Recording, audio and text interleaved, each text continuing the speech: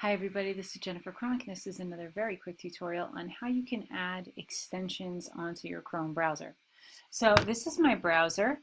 These are my tabs up here.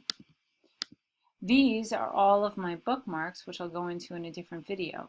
I have no extensions over to the right-hand side. So what are extensions? Extensions are little programs or apps that add to the effectiveness of the Chrome browser itself. So to get to extensions, I need to go to the Chrome Web Store. Here we go. And there are just a few extensions that I'm going to use for this demonstration today.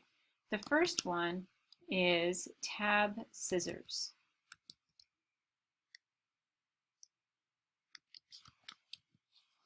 So when I do a search for Tab Scissors, there you'll see that I have Tab Scissors and Tab Glue. This is really good. I'm going to use both of these. So I click on it and I have to say Add Extension.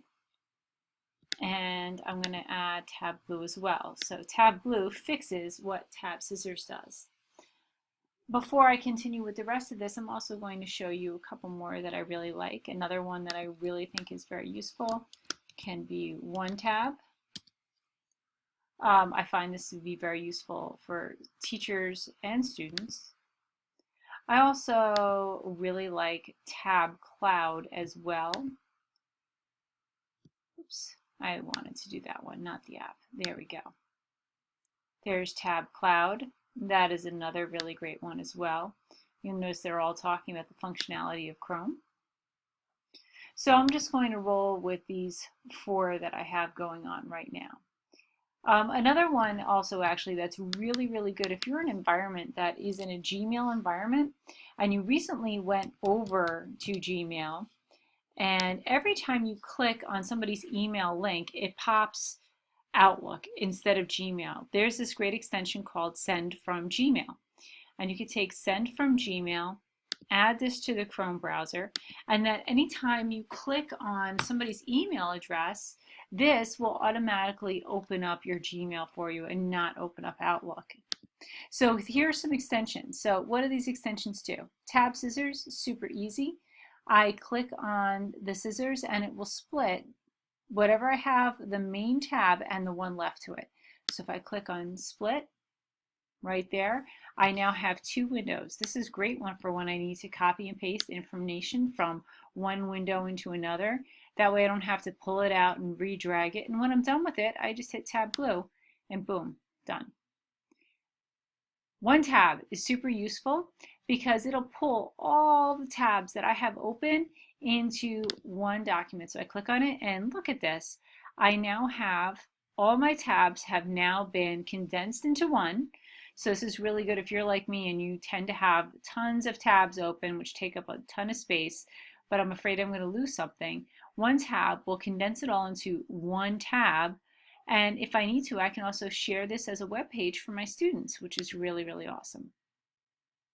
And look, you even get a QR code so students can use their phones or anything that has a QR reader for them to get to these sites. So that is OneTab. And I'm going to restore all these. The next one we have is Tab Cloud. And Tab Cloud is also, it's very similar to OneTab in a way where it will condense all of my slides, all of my tabs into one location.